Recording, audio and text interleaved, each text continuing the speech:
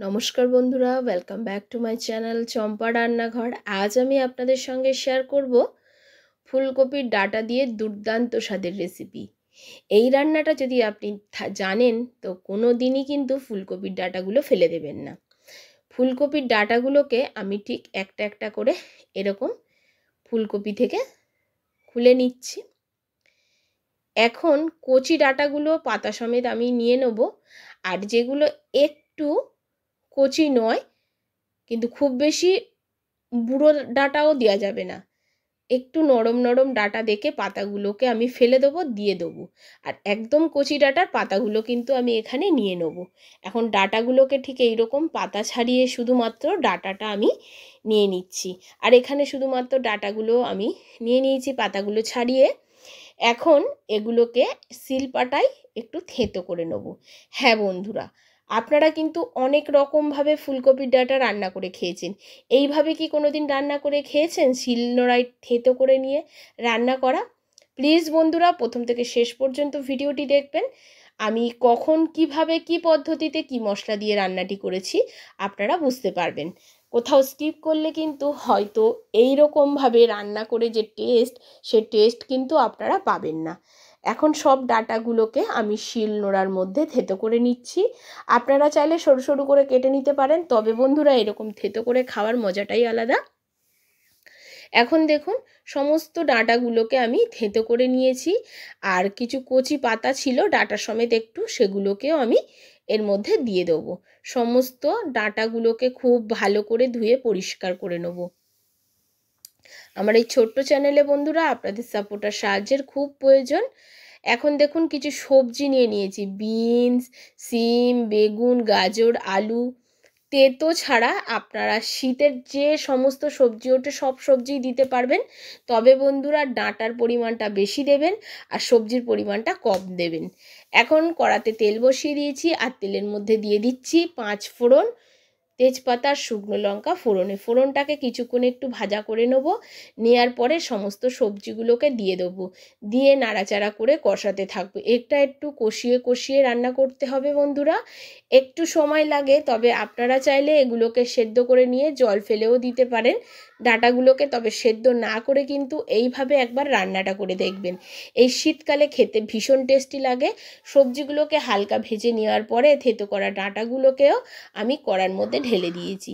এবার ডাঁটাগুলো আর সবজিগুলোকে দিয়ে খুব ভালো করে নাড়াচাড়া করে কষিয়ে নিতে হবে। কিছুক্ষণ সাঁতলানোর পরে দেখুন এটা কিন্তু বেশ কমে আসবে, অর্থাৎ একটু মুজে যাবে। এই সময় কিন্তু বন্ধুরা এর মধ্যে দিয়ে দিতে হবে একটু হলুদ গুঁড়ো। আপনারা চাইলে এখানে কাশ্মীরি লঙ্কার গুঁড়োটাও ব্যবহার করতে পারেন কালারের জন্য, বা ঝাল লঙ্কার গুঁড়ো ব্যবহার করতে পারেন। আমি কিন্তু আজকে কোনো রকম ঝাল লঙ্কা বা কাশ্মীরি লঙ্কার গুঁড়ো ব্যবহার করব না, সম্পূর্ণ কাঁচা লঙ্কা দিয়ে রান্নাটা করে দেখাবো। এখন দেখুন হলুদ গুঁড়োটা দিয়ে খুব ভালো করে নাড়াচাড়া করে এটাকে কিছুক্ষণ লো ফ্লেমে ঢেকে রাখতে হবে। এইরকমভাবে লো ফ্লেমে আস্তে আস্তে ঢেকে ঢেকে রান্না করলে সেই তরকারির টেস্ট কিন্তু ভীষণ সুন্দর হয়। আর দেখুন খুব ভালো করে এটাকে একটুখানি নাড়াচাড়া করে কষিয়ে নেওয়ার পরে এটাকে এবারে ঢাকা চাপা দিয়ে রেখে দেবো। এখনও কিন্তু কোনো রকম লবণ আমি ব্যবহার করিনি, লবণটা একটু পরে ব্যবহার করব। 5 মিনিট মতো ঢাকা চাপা দিয়ে রাখবো। তার মধ্যে একটা ফ্রাই প্যানে কিছুটা আমি বড়ি ভেজে নেব। আপনারা চাইলে এখানে বড়িটা অ্যাড করতে পারেন। এই রান্নার কোনো রকম পেঁয়াজ, রসুনের, আদার কোনো প্রয়োজন নেই। আর এই তরকারি কিন্তু এই চচ্চড়িটা আপনারা ভাত রুটি সব কিছুর সঙ্গে খেতে পারবেন। এখন দেখুন ঢাকাটা তুলে নিয়েছি, আর ডাঁটাটা দেখুন অনেকটাই কিন্তু মজে গেছে। আবারও একটু নাড়াচাড়া করে নিচ্ছি। এখন উপর দিয়ে দেব কিছুটা লবণ। এখন লবণটা এই পর্যায়ে এসে লবণটা ব্যবহার করতে হবে। লবণটা পরিমাণ মতো দিয়ে দেওয়ার পরে একটু নাড়াচাড়া করে লবণটাকে মিশিয়ে নিতে হবে।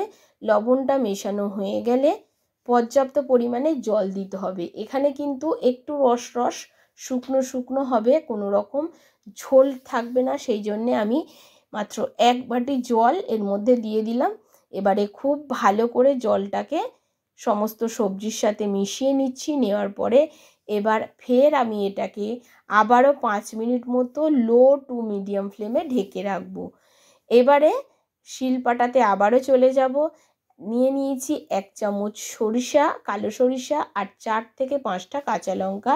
ঝালটা আপনারা আপনাদের পছন্দ মতো বুঝে দেবেন, তবে খুব বেশি ঝাল হলে এই চচ্চড়ি খেতে একদমই ভালো লাগবে না। তবে বন্ধুরা আমি আবারও বলছি, এখানে আপনারা ঝাল লঙ্কার গুঁড়ো ব্যবহার করতে পারেন, তবে আমি এটা আজকে রান্না করছি সম্পূর্ণ কাঁচা লঙ্কায়। খুব ভালো করে সর্ষে আর কাঁচা লঙ্কাটাকে শিলপাটাতে একদম মিহি করে বেটে নেব। কথা বলতে বলতে দেখুন সর্ষেটা আমার বাটা হয়ে গেছে, এটাকে একটা বাটির মধ্যে আমি তুলে নেব।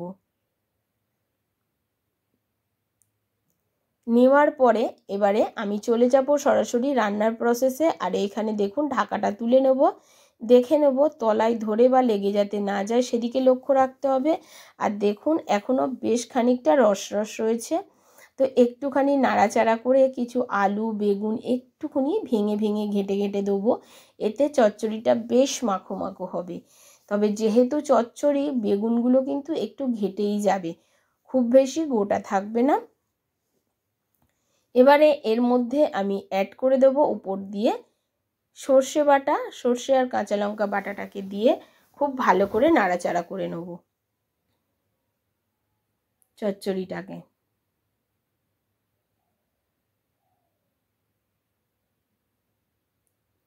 তবে বন্ধুরা একদম রান্নার প্রথম থেকেই কিন্তু সর্ষেটা ব্যবহার করবেন না, সমস্ত সবজি যখন সিদ্ধ হয়ে যাবে তারপরে কিন্তু সর্ষেটা দেবেন। তার আগে কিন্তু সর্ষেটা দিলে চচ্চড়ির টেস্ট একেবারে নষ্ট হয়ে যাবে। এবার আবার 2 থেকে 3 মিনিট মতো হাই ফ্লেমে নাড়াচাড়া করতে হবে। আর উপর দিয়ে দিতে হবে সেই বড়িগুলো আমি ভেঙে নিয়েছি, সেই বড়িগুলোকে আবারও দিয়ে দিচ্ছি। মাথায় রাখবেন বড়িগুলোকে একটু ভেঙে ভেঙে দেবেন, তাছাড়া আপনারা চাইলেও এটাকে গোটাও দিয়ে দিতে পারেন। এবারে খুব ভালো করে নাড়াচাড়া করে নেওয়ার পরে এর মধ্যে একটু দিয়ে দিতে হবে টেস্টের ব্যালেন্সের জন্য চিনি। তো বন্ধুরা এখানে আমি আজকের রান্নায় কোনো রকম চিনি ব্যবহার করছি না, আমি এখানে দিয়ে দিচ্ছি 2খানা বাতাসা। আপনাদের কাছে যদি চিনি থাকে বা চিনি দিতে পছন্দ করেন অবশ্যই চিনি দিয়ে দেবেন। আমার পুজোর বাতাসা ছিল, সেই জন্য আমি 2টো বাতাসা এর মধ্যে দিয়ে দিলাম। তাতে কি হবে, চিনিটাও খাওয়া হলো না, অথচ তরকারিটার টেস্টের ব্যালেন্সটা ঠিকঠাক থাকবে। আপনারা চাইলে চিনি ব্যবহার করবেন।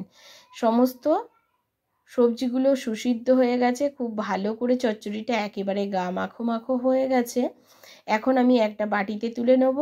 আর আশা করছি আমার আজকের এই রেসিপি আপনাদের ভালো লেগেছে। বন্ধুরা যদি ভালো লাগে অবশ্যই একটা লাইক করবেন, শেয়ার করবেন আর কমেন্ট করে জানাতে ভুলবেন না আমার রেসিপিগুলো আপনাদের কেমন লাগছে। অবশ্যই এটা একটা ইউনিক রেসিপি, আপনারা অবশ্যই বাড়িতে বানিয়ে খেয়ে দেখবেন আর আমাকে কমেন্ট করে জানাবেন যে কেমন ছিল। এইভাবে রান্না করে না খেলে কিন্তু এর স্বাদ আপনারা বুঝতে পারবেন না, ভীষণই টেস্টি হয়। আজ এই পর্যন্ত বন্ধুরা, আবারও দেখা হবে অন্য কোনো নতুন